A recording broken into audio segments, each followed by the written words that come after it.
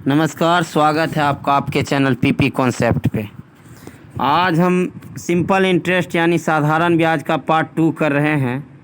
अगर आप part 1 video नहीं देखे हैं तो पहले आप देख लीजिए, तब आप इस वीडियो को देखिए। अब हम इस वीडियो में मैथ से आपको खेलना सिखाएंगे। तो आइए हम पहले क्वेश्चन में खेल जाते हैं। देखिए कैसे इस सवाल में है, कोई धनराशि 10 वर्षों में दुगनी हो जाती है तो उस धनराशि को 6 गुनी होने में कितना समय लगेगा।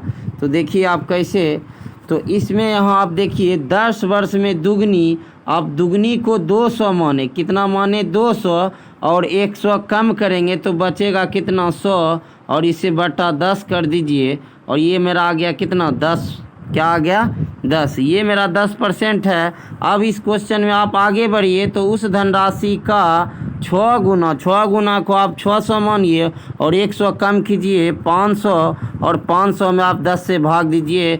50 वर्ष ही हमारा उत्तर है। 50 ही हमारा उत्तर है। अब देखिए कैसे, आप देखिए, आप थोड़ा सा हम डिटेल इसको करते हैं कि भाई ये कैसे, हम तो खेल गए क्वेश्चन से, आपको बताते हैं ये कैसे।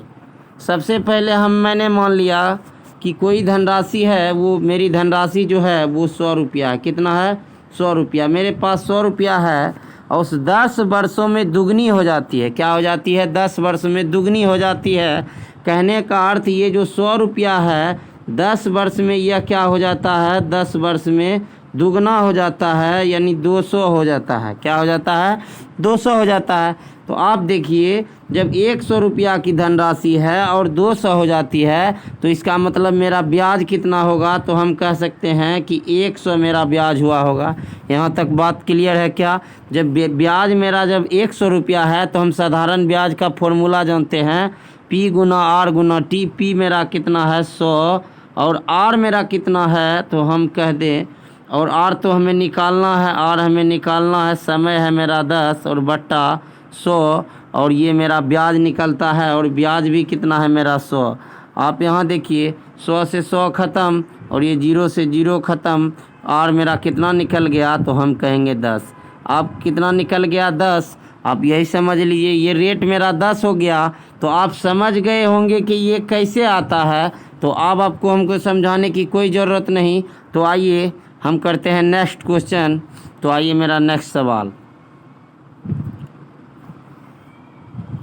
नेक्स्ट सवाल है मेरा 2% वार्षिक साधारण ब्याज की दर से अब से 2 वर्ष में प्राप्त रुपया 1248 है, तो वर्तमान मूल्य क्या ज्ञात कीजिए। आप यहाँ समझिए, वर्तमान मूल्य कहने का अर्थ ये हुआ कि मेरा जो है हमें मूलधन निकालना है। क्या मूलधन निकालना है, हमें मूलधन ज्ञात करना है इस प्रश्न में, और कुछ नहीं। अब देखिए 2% वार्षिक साधारण ब्याज की दर से अब से 2 वर्ष में प्राप्त 1248 रुपया है। क्या है 1248 रुपया है, तो वर्तमान मूल्य ज्ञात कीजिए। कहने का सेंस ये हुआ कि 2 वर्ष में जो है कोई धन जो है 1248 रुपया हो जाता है। इसका मतलब ये हुआ कि ब्याज और मूलधन मिला करके यह धन जो है मेरा 1248 रुपया है। तो वह धन क्या है, आप धन बताइए। तो आप इस क्वेश्चन में देखिए कि हमें 1 साल में कितना ब्याज लगता है, तो हम कहेंगे 2%। तो 2 साल में कितना लगेगा, तो हम कहेंगे 4%, और 4% ही हमारा ब्याज है। क्या है 4% हमारा ब्याज है। हम पहले वीडियो में बेसिक डिस्कस किए थे, इसीलिए आपको बोल रहे हैं कि आप पहला वीडियो देखिए। ये देखिए 4% मेरा ब्याज है, लेकिन यहाँ ब्याज नहीं, ये 1248 ब्याज नहीं है, ये मेरा मिश्र धन है। और ब्याज मेरा 4% हो गया, और मूलधन हमेशा किसी भी व्यक्ति का 100% होता है। और जब हम ब्याज और मूलधन को मिला देते हैं तो यही मेरा मिश्र धन होता है। तो इधर देखें कि मिश्र धन 104 है और उधर मेरा मिश्र धन 1248 है। जब 104 का वैल्यू 1248 के बराबर, तो 100 का वैल्यू कितना, 100% का वैल्यू, क्यों 100% ही हमारा मूलधन होता है। हम किसी भी क्वेश्चन में मूलधन जब भी निकालेंगे तो हम 100% का वैल्यू निकालेंगे। तो आप 100% का वैल्यू निकाल लीजिए, यही आपका उत्तर। आइए नेक्स्ट क्वेश्चन। नेक्स्ट क्वेश्चन हमारा है, किसी धनराशि में 6 वर्ष में 4% वार्षिक साधारण ब्याज की दर से 496 रुपया हो जाएगी। फिर इस क्वेश्चन में देखिए आप, इस क्वेश्चन में फिर से बोला है कि 496 रुपया हो जाएगी। कहने का मतलब ये मेरा मिश्र धन है, ये मेरा अमाउंट है। आप समझिए, ये 1 साल में 4%, तो 6 साल में कितना, तो हम कहेंगे 24%। और 100 जो होता है मेरा 100% जो होता है मूलधन होता है, और मूलधन और ब्याज को मिलाते हैं तो ये मेरा मिश्र धन होता है। अब फिर से समझिए, यहाँ देखिए 6 चौक 24 यानी 24% हमारा ब्याज होगा, और यहाँ दिया है मिश्र धन, तो हमें यहाँ भी मिश्र धन निकालना होगा। और 100% मेरा मूलधन होता है। अगर हम सूद और मूल को मिला दें तो ये मेरा मिश्र धन नहीं होगा क्या? एकदम होगा। तो 124% मेरा मिश्र धन है, और इसका वैल्यू किसके बराबर? तो 496 के बराबर। हमें क्वेश्चन में पूछा है कि ब्याज की दर से हो जाएगी, तो वर्तमान धनराशि, हम इस क्वेश्चन में थोड़ा सा यहाँ लिखने में प्रॉब्लम था, नहीं लिख पाए। लेकिन आप समझिए कि हमको इसमें मूलधन निकालना है, तो आप 100% का वैल्यू निकालिए। कैसे? जब 124% का वैल्यू 496, तो 100% का वैल्यू कितना? तो आप देखिए 100% का वैल्यू कितना, तो हम कहेंगे कि 100 गुना 496 बट्टा 124। आप इसको कटाइए, 2 दूना 4, 2 दूना 4, 2 चौका 8, 2 अठी 16, 2 छक्का 12, 2 दूना 4। आप फिर से समझिए, यहाँ 2 12 बार में 2 चौका 8, और ये मेरा 31 हो गया। आप यहाँ से खिलाइए तो 4 बार में 4 गुना 100 यानी 400 ही हमारे क्वेश्चन का राइट आंसर है। आइए हम करते हैं नेक्स्ट क्वेश्चन। हम आपको समझ में नहीं आता है तो आप पहला वीडियो देख लीजिए। आइए हम करते हैं नेक्स्ट सवाल। आप देखिए, इस सवाल में कितनी धनराशि 6 वर्ष में 4% वार्षिक साधारण, ये तो मेरा सवाल हो गया, रिपीट हो गया है। यदि संगीता साधारण ब्याज की 4.5% वार्षिक दर पर सही 37,000 जमा करती है, तो उसे 2 वर्ष के बाद कितनी धनराशि मिलेगी? आप इस क्वेश्चन को समझिए और इस क्वेश्चन से आप खेल जाइए। देखिए कैसे। संगीता एक लड़की है जो 37,000 रुपया कहीं जमा करती है, और जो है रेट जो रखा है कि 4.5। इसका मतलब ये हुआ कि ये जो मूलधन है, ये इसका मूलधन है 37,000 रुपया कहीं लगाता है या कहीं जमा करती है, और 4.5%। इस क्वेश्चन का कहने का अर्थ ये हुआ कि 4.5% प्रति वार्षिक यानी प्रति वर्ष 1 साल में जो ये ब्याज लेगी वो जो है 4.5 यानी 4.5% लेगी। तो आप समझिए, जब 1 साल में 4.5 यानी 4.5 लेगी तो 2 साल में कितनी लेगी? तो हम कहेंगे कि ये 9% लेगी। कितना? 9%। जब 1 साल में 4.5, तो 2 साल में ही हमें पूछा है, तो 2 साल में 9% लेगा। अब समझिए, यही हमारा उत्तर है। 37,000 का 9% आप निकाल लीजिए। तो ये देखिए, 00 से 00 ख़त्म, ये आप गुना कर दीजिए तो यहाँ हो जाएगा 0। 7 नमा क्या हो जाएगा? 63, बाकी का 6। आप समझिए, 7 नमा 63, बाकी 6, 9 तिया 27, 28, 29, 30, 31, 32, 33। क्या? 33। आप यहाँ समझिए, ये मेरा जो हो गया 33 हो गया। क्या हो गया? 33 हो गया। और ये मेरा क्या है? ये मेरा ब्याज है। 3330 रुपया ही मेरा ब्याज है। लेकिन आप क्वेश्चन में क्या बोला था? क्वेश्चन में बोला था कि कितनी धनराशि प्राप्त होगी। 37,000 रुपया तो उसका क्या है? मूलधन है, और ब्याज उसको हो गया कितना? 3330 रुपया। आप इस दोनों को जोड़ दीजिए, यही हमारा आंसर है। आप समझिए कि संगीता 4% इतना के ब्याज के दर से 37,000 रुपया किसी को देती है, उसके बाद 2 वर्षों के बाद कितनी धनराशि प्राप्त करेगी? ये 37,000 मेरा मूलधन है और ब्याज मेरा 3330 आया, और दोनों को जोड़ दीजिए, यही हमारा आंसर है। आइए नेक्स्ट क्वेश्चन।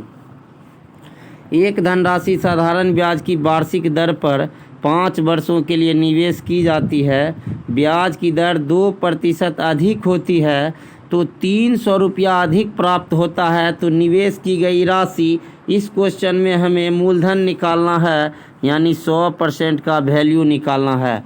आप समझिए, ये देखिए 2% अधिक करने के बाद ही 300 रुपया अधिक प्राप्त होते हैं। तो निवेश की गई राशि क्या होगी? आप देखिए 5 दूना, एक साल में जब 2% अधिक हुआ, एक साल में 2% अधिक होता है तो 5 साल में कितना होगा? तो 5 गुना 2 कहेंगे हम 10%, और 10% का ही वैल्यू हमें 300 रुपया दिया हुआ है।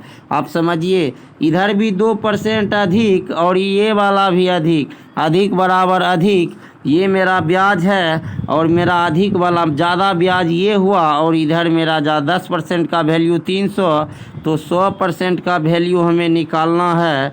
तो आप समझिए 1% का वैल्यू कितना, तो आप यहाँ इससे भाग दे दीजिए, तो 1% का वैल्यू हमारा हो गया 30, तो 100% का वैल्यू कितना, 100 से हम कर देंगे गुना, और ये मेरा आ जाएगा कितना, 3000। यही हमारा उत्तर, तो यही हमारा आंसर है, 3000 ही हमारे क्वेश्चन का राइट आंसर है। आप धीरे धीरे समझ जाइएगा, 100% ही हमारे मूलधन निकालने के लिए बेस्ट होता है परसेंटेज फॉर्मूला। तो आइए हम करते हैं नेक्स्ट सवाल।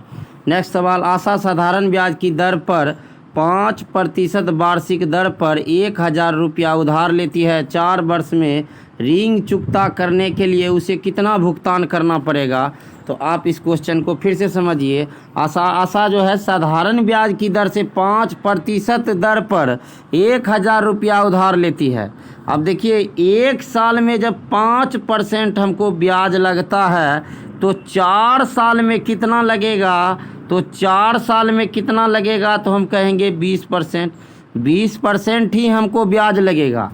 जब एक साल में 5% तो 4 साल में 20%, और 1000 का, ये 1000 है और 1000 का 20% आप निकालिए और यही हमारा ब्याज हो जाएगा। अब देखिए, ये 0 से ये 0 ख़त्म, ये 0 से ये 0 ख़त्म, ये गुना कीजिएगा, ये हो जाएगा कितना, 200 हमारा ब्याज हो गया।